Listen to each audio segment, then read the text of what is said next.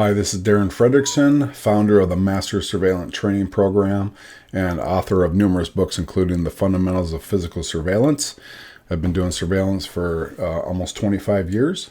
And today I want to talk about you as an investigator. And if you are in your vehicle and you are using your rear view mirror for checking for spinach between your teeth or lettuce, or making sure your hair looks really nice while you're out there doing that investigative stuff, if that's the extent of the use of your rear view mirrors, then you're missing out. So stay tuned, and we're going to talk about how you can take your surveillance to the next level, get effective video, and also be safe. In this segment, we're going to cover the use of rear view mirrors and stationary surveillance. That would be the mirror inside the vehicle and the two side mirrors of the vehicle. We covered this extensively in our book, Fundamentals of Physical Surveillance, but I'm going to highlight some of those applications in this section here. So first of all, when you're setting up on a stationary surveillance, what you want to consider is locating a position where you can park away from your subject or your target. That offers a few advantages. First of all, your vehicle facing away from your target is going to draw less suspicion. It's kind of like a face. Like if I'm looking at you, you're gonna pay more attention to me because I'm looking at you than if I'm facing away. Same thing with the vehicle. A vehicle facing away isn't going to draw as much attention.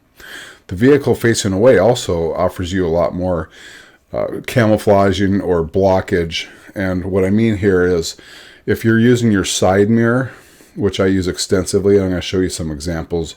If you use your driver's side mirror for surveillance, basically your target is only going to see about an area this big that they could see your face or see anything. Why? Because everything else is the vehicle. Same thing if you're using your rear view mirror, the only thing they would see is your eyes or something. But this allows you, because you're close, you can use those mirrors to see behind you, and then you have your vehicle to offer more concealment or camouflage. Where I use this positioning effectively and safely was in South Chicago, January 2017, which was the first month with the highest number of homicides recorded in history. And I was in South Chicago doing surveillance, and I used this setup in order to park on a one-way street, watch my subject behind me through my mirrors, and then when he got into his vehicle and came up to the intersection behind me and turned or came past me, I was able to assume a position behind him. Or if he turned behind me, I was able to parallel him and effectively follow him out of the neighborhood. And this worked really well, and it kept me very safe. And this allowed me to just focus on my mirrors on his residence, and then keep a good view on what was going on in front of me and on the sides of me. The building I was parked in front of was all barricaded, first and second floor, which is a clue that apparently people can get in even through second floor windows. So it was barricaded, so there wasn't traffic in the building next to me. Across the street, there was an apartment complex that had limited traffic, but that's how I safely did surveillance in South Chicago, by using this setup and just using my mirrors to observe the subject. Before we get too far ahead of ourselves here, let's touch briefly on first surface mirrors for static surveillance. Your side mirror in your vehicle is considered a second surface mirror, meaning that the reflective coating is actually behind the glass. So what this does is it cuts down about a third of your lighting, and then also when you film or look through it, you'll get a ghosting effect because the glass is in front. There is a solution for this, and that is to get a first surface mirror customized for your side mirror, where then about 94 to 96% of the light striking that surface will come through, so it provides a much better image. I use rental vehicles almost exclusively because I travel the country, but this would be an excellent option for an investigator who uses a vehicle on a regular basis. They could have this installed, and it would provide an excellent option for doing this type of surveillance. When considering the interior rear view mirror for enhancing vision, it's somewhat problematic.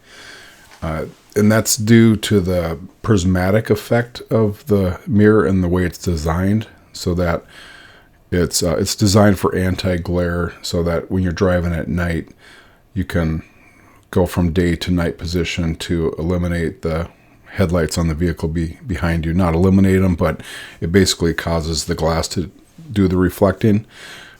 What I would recommend, rather than using the interior rear view mirror for any type of observations, would be to use the vehicle's vanity mirror. The problem with that is a lot of times there's lighting that you would have to disable. A better solution would be to go buy yourself an inexpensive vanity mirror, which can be purchased relatively cheap, and that will provide you a first level mirror for recording or looking through binoculars. I'm going to show you a couple examples of surveillances that I was set up in a position where I was facing away from the subject, and a couple are day, one's night, but take a look at this.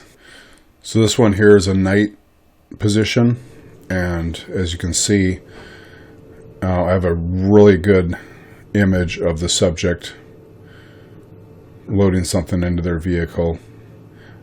Alright, so let's look at another example. This is a daytime setting, and again, this is filming through my side mirror, and I have a really good clear image of everything I need to see. If there's activity or motion, I would be able to see that. In fact, in a minute here I'll show you some individuals coming out of to the vehicle. One thing you want to remember is that if you're watching this vehicle and you're working with another surveillant, if the vehicle leaves and goes left or right, it's reversed for you. So you got to remember that if they're going east, they're really going west, and vice versa. All right, so now you're going to see some individuals coming out to the vehicle, and there we go. And so you can identify whoever you need to identify, and it's a good position. All right, and here's another example. This is a retail setting, and parked to the side of the entrance, and I mean, look at that video through a side mirror. Pretty amazing. It's good stuff. Thank you for watching. I hope you found this useful. If you did find it useful, please subscribe, share it with your peers. You can also go to mastersurveillant.com, sign up for our newsletter. Promise you I won't blow up your email. Thanks. Have a great day. Be safe.